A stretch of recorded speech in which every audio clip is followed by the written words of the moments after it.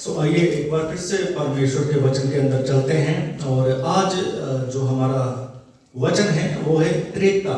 Today we learn Trinity. त्रिएकता के विषय के ऊपर आज हम बाइबल में से अध्ययन करेंगे। त्रिएकता एक बहुत ही महत्वपूर्ण विषय है। इस विषय को हम इग्नोर नहीं कर सकते। इस विषय को सीखने के लिए परमेश्वर हर एक व्यक्ति को चाहता है, क्योंकि इस विषय के माध्यम से हम परमेश्वर की योजना जो मनुष्य के प्रति है उसे और भी अधिकाई से समझ पाते हैं, क्योंकि त्रिएकता के अंदर उद्धार है और परमेश्वर की योजना का हिस्सा है। आइए हम बड़े क्रम के अनुसार आज के इस विषय को आगे बढ़ाएंगे और परमेश्वर के कलाम के अंदर से स्टेप बाय स्टेप हम वचन को अध्ययन करेंगे। त्रिएकता को हम 3 भागों के अंदर सीखेंगे। नंबर 1 है Trinity in the old testament, पुराना नियम के अंदर त्रिएकता। उसके बाद त्रिएकता है नया नियम के अंदर। और नंबर 3 जो है वो है Trinity hidden in the old testament and revealed in the new testament.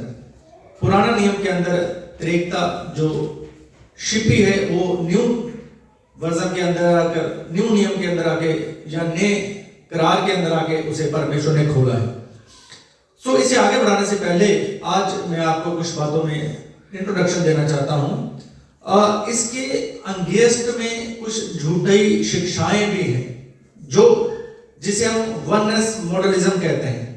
और मैं आपको बताना चाहता हूं, अधिकतर भाई बहन जो हैं वो ऐसे सोचते हैं, शायद एक प्रोफेट है अमेरिका का जिसे विलियम मैरियन ब्राह्मण करके कहते हैं, और शायद ये शिक्षा का आरंभ उस व्यक्ति के द्वारा हुआ है। और अधिकतर लोगों की सोच इसी प्रकार है। क्या यही इसका असली फाउंडर है? आज मैं आपको बताना चाहता हूं मेरे अजीजों, जो ब्राह्मण है वो इसका असली फाउंडर नहीं है। बाइबल बड़े साफ तरीके से बताती है कि त्रिएकता जो है वो बिब्लिकल है, लेकिन ये लोग इसे इसलिए नहीं मानते क्योंकि त्रिएकता जो शब्द है वो बाइबल के अंदर नहीं मिलता। मैं आज आपको बताना चाहता हूं, यदि त्रिएकता जो शब्द है वह बाइबल के अंदर नहीं है तो बाइबल जो शब्द है वह भी त्रिएकता के अंदर नहीं पाया जाता है। और इससे आगे जाके जब हम देखते हैं तो रैप्चर जिसे हम कहते हैं, चाहे वो प्री ट्रिब्यूलेशन है चाहे वो मिड ट्रिब्यूलेशन है, रैप्चर शब्द भी बाइबल के अंदर नहीं पाया जाता। वहां पर जो शब्द है खींच ले, उसका एक अर्थ है जो है रैप्चर। लेकिन रैप्चर शब्द बाइबल के अंदर नहीं मिलता है, लेकिन फिर भी हम जो उठाए जाने का विषय है उसे एक नाम दिया हुआ है रैप्चर। और इसी प्रकार बाइबल के अंदर एक जो पिता पुत्र पवित्र आत्मा का विषय है उसे समझाने के लिए एक नाम दिया है त्रिएकता, ट्रिनिटी।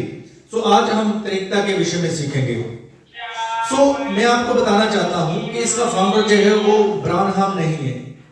इसका आरंभ जो है 2री सदी से ही शुरू हो चुका था।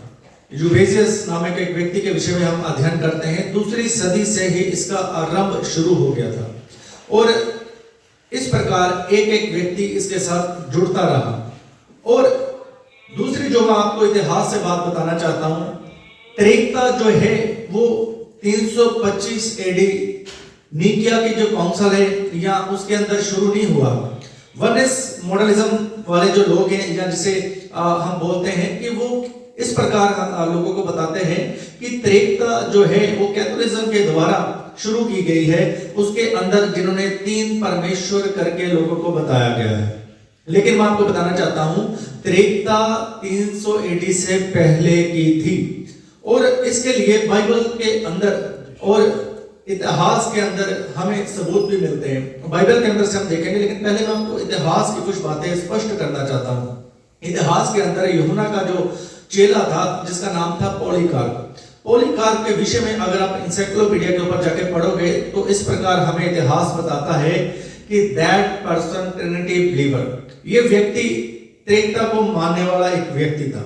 उसके बाद एग्निशियस जो था वह भी त्रिएकता को मानने वाला एक व्यक्ति था।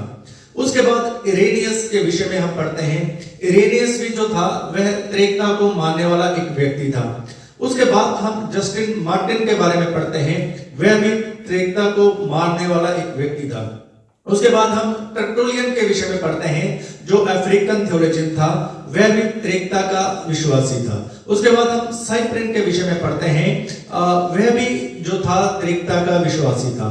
उसके बाद हम मार्टिन लूथर के बारे में पढ़ते हैं, जो एक बहुत ही विश्व प्रसिद्ध एक व्यक्ति है जिसके बारे में हम जानते हैं और जिसने बाइबल निकाल के हमारे हाथों में दी है। और मार्टिन लूथर भी जो त्रेकता का विश्वासी था। उसके बाद हम जॉन वेस्ली के विषय में देखते हैं।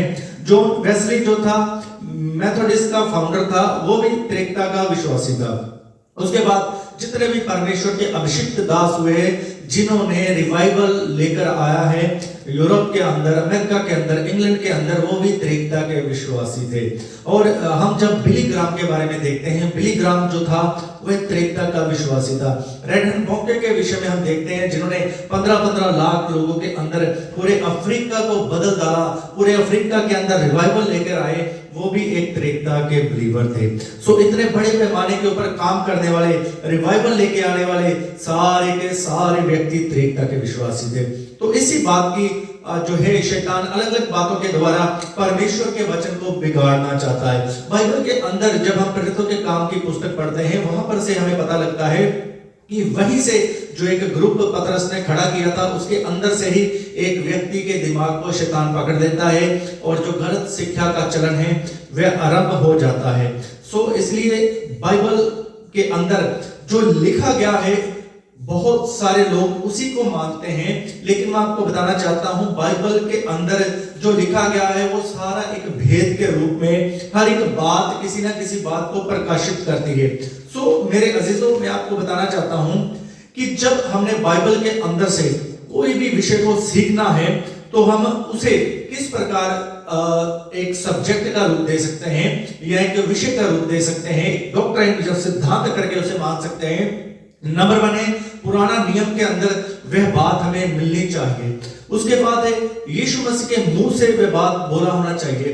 उसके बाद पत्रियों के अंदर भी वह बात हमें मिलनी चाहिए। फिर जाके एक डॉक्ट्रिन और सिद्धांत बनता है।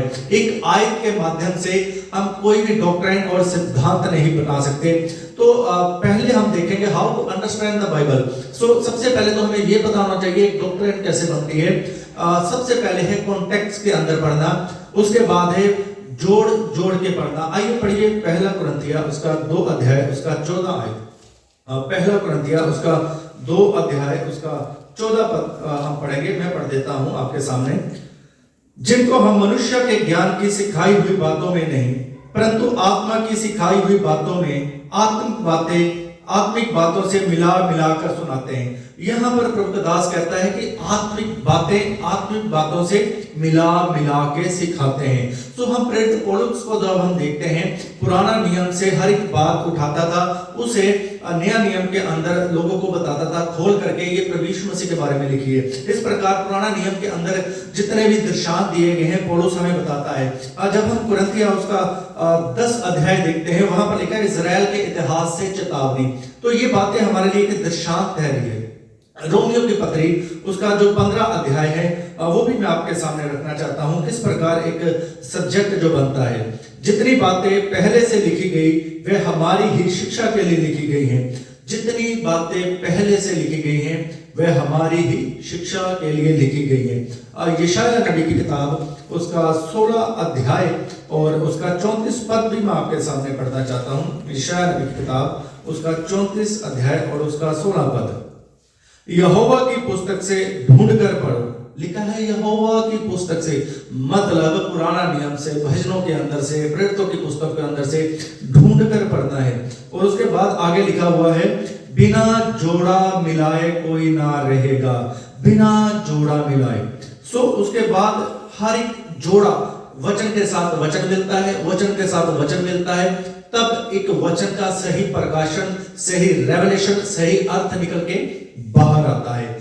सो मेरे अजीजों, इस प्रकार से एक डॉक्ट्रिन जो है वह बनती है। सो आइए इस विषय को आगे बढ़ाते हुए हम त्रेकता क्या नहीं है और उसको पहले हम देखेंगे कि त्रेकता क्या नहीं है।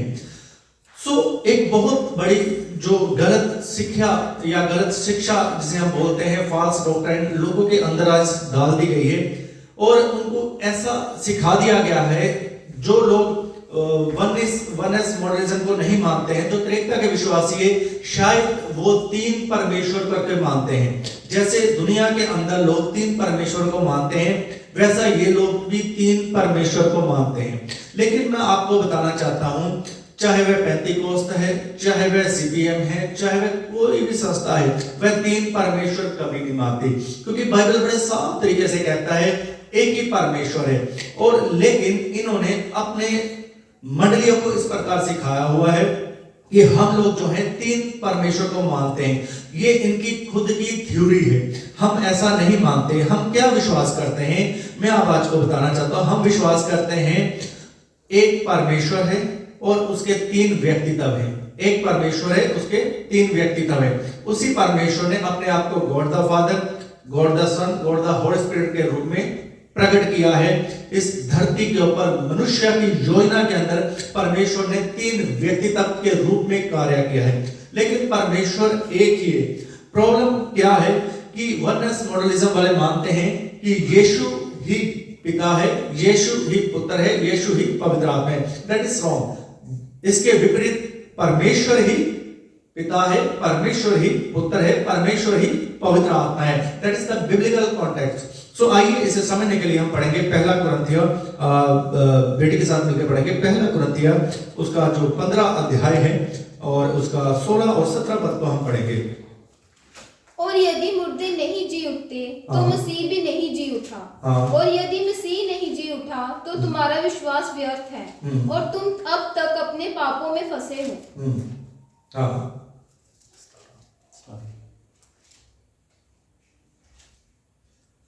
उसका 26 से पढ़ना, माफ करना, उसका 26 से पढ़ना। पहला कुरिन्थियों 26 से।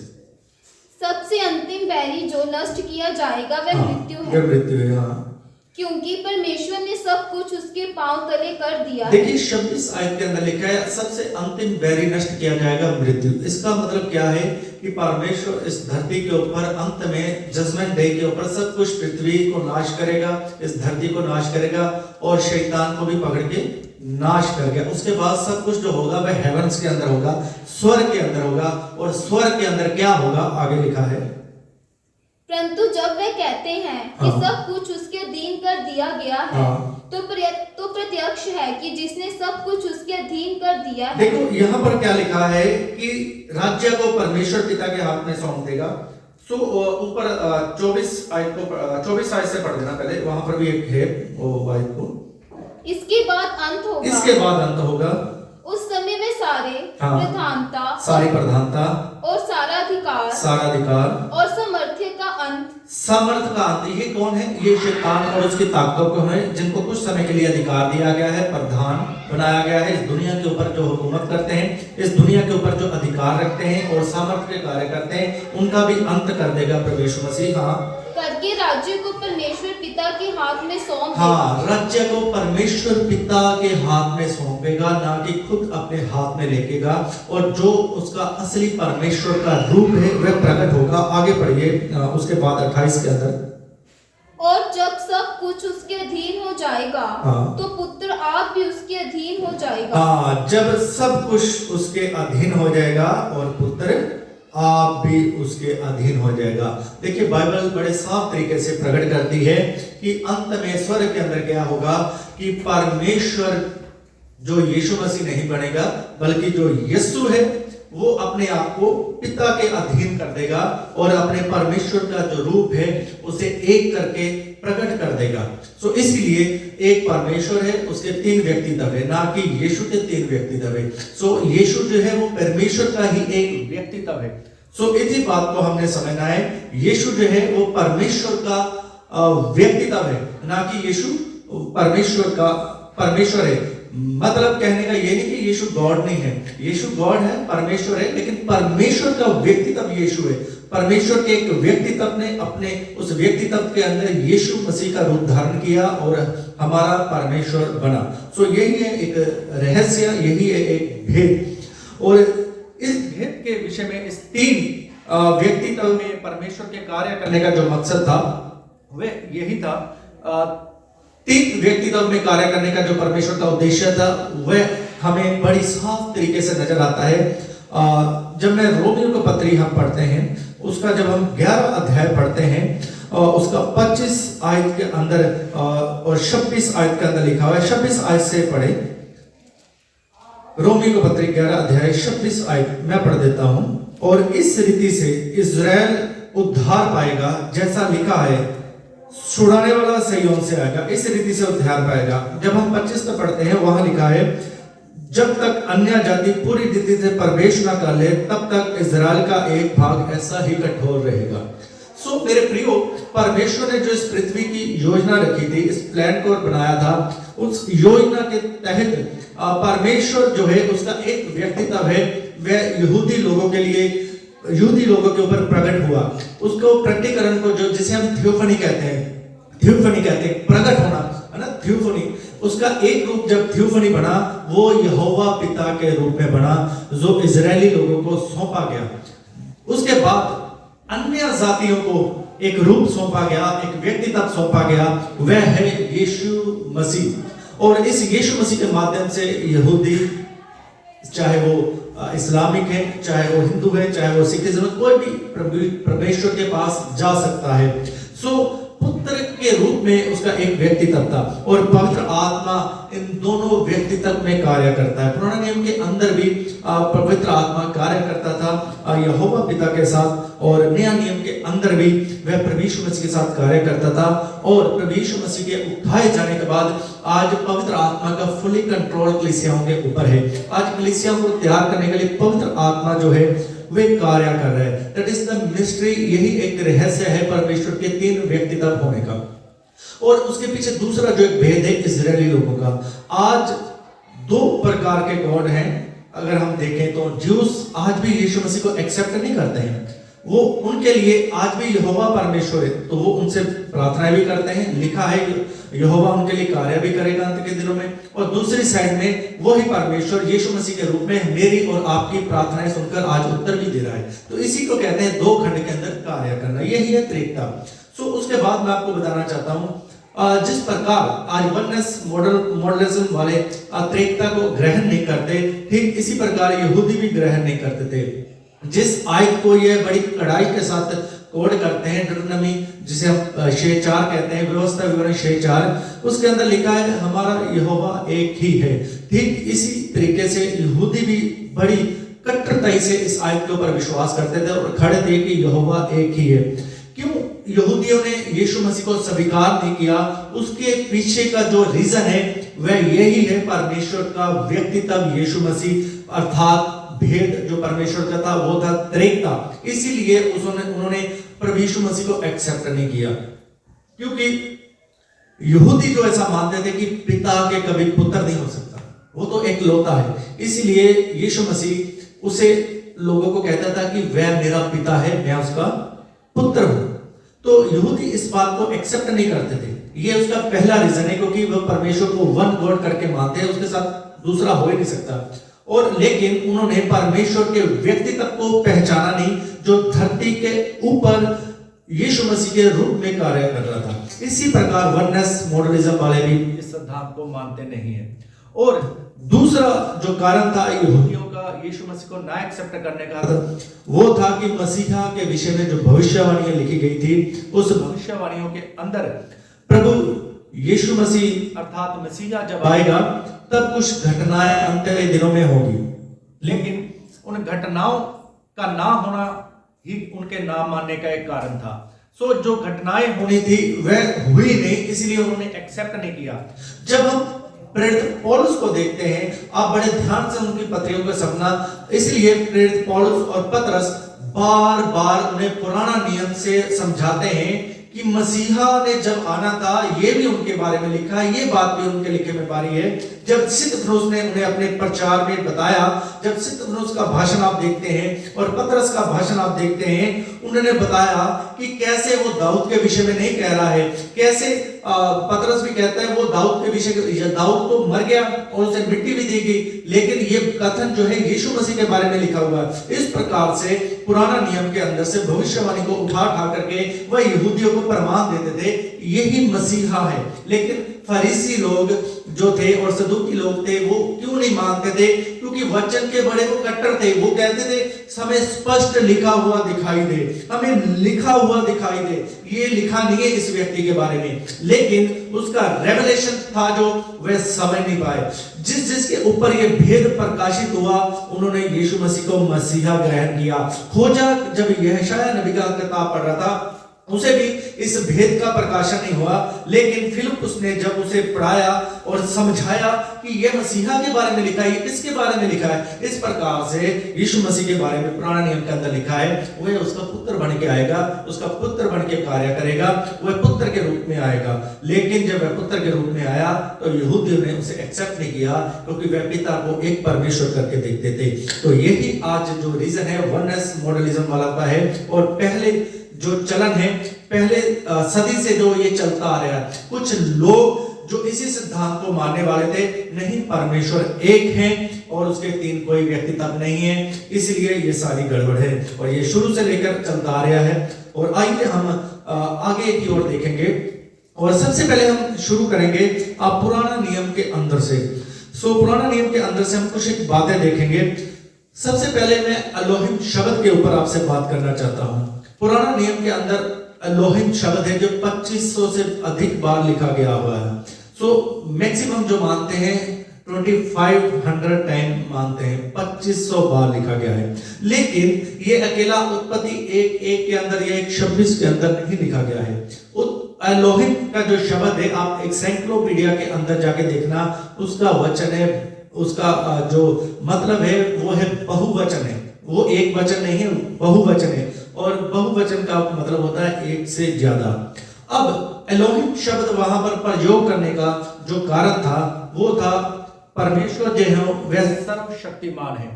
पहला उसका वहां पर शब्द आने का जो रीजन था वो था एलोहिम जो शब्द है वह सर्वशक्तिमान परमेश्वर के लिए बोला जाता है। उसके बाद उस एलोहिम शब्द के अंदर बहुवचन छिपा हुआ है। बहुवचन का मतलब है पिता, पुत्र, पवित्र आत्मा।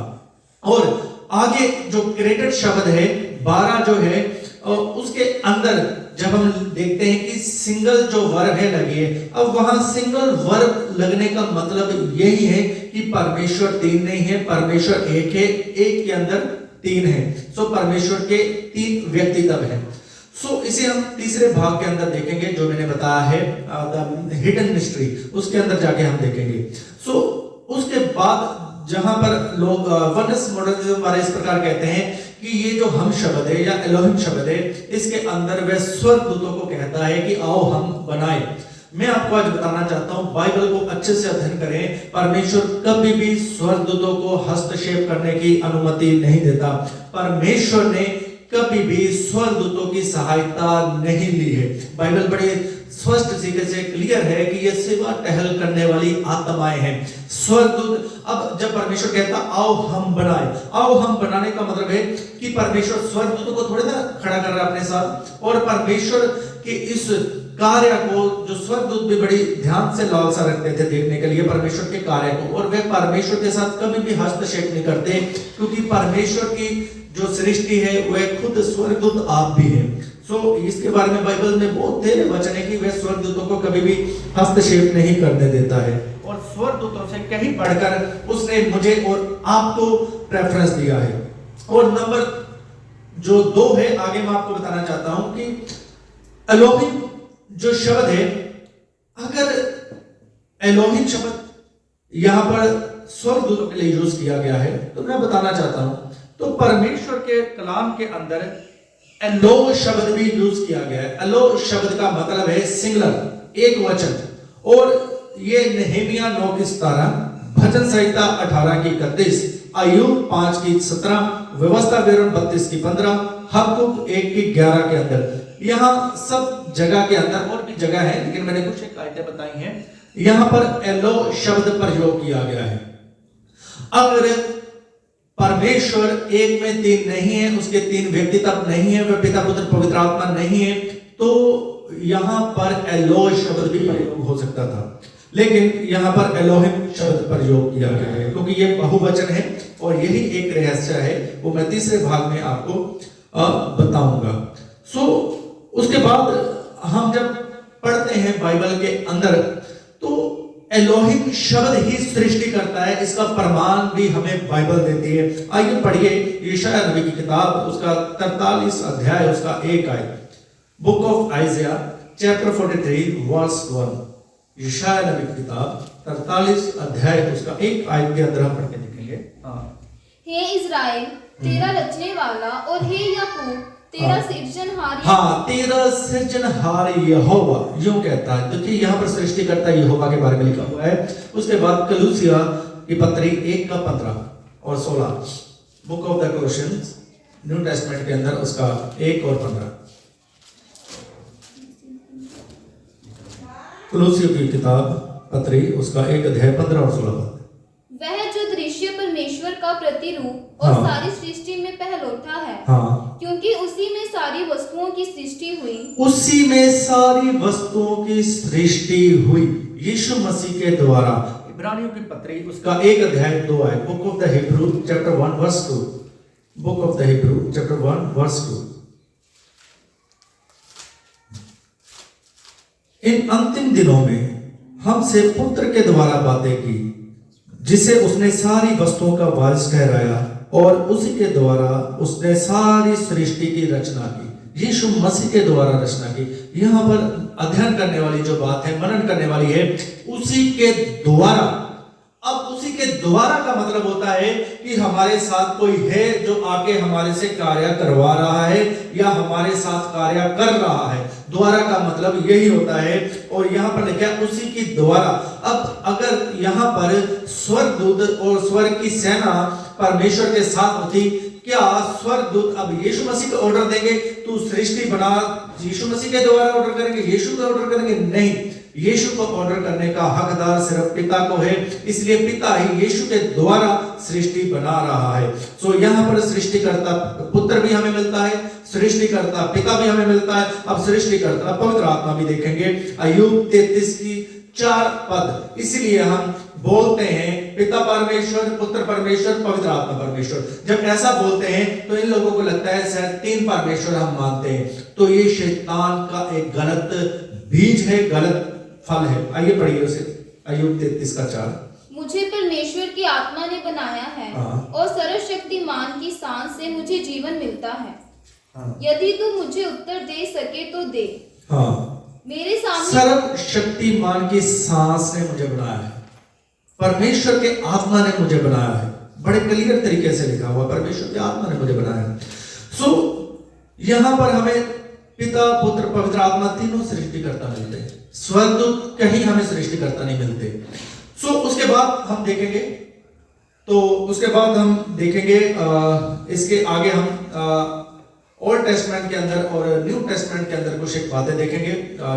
उसके बाद अगले भाग के अंदर हम देखेंगे। इस प्रकार से 3 भागों के अंदर हम त्रिकता को देखेंगे।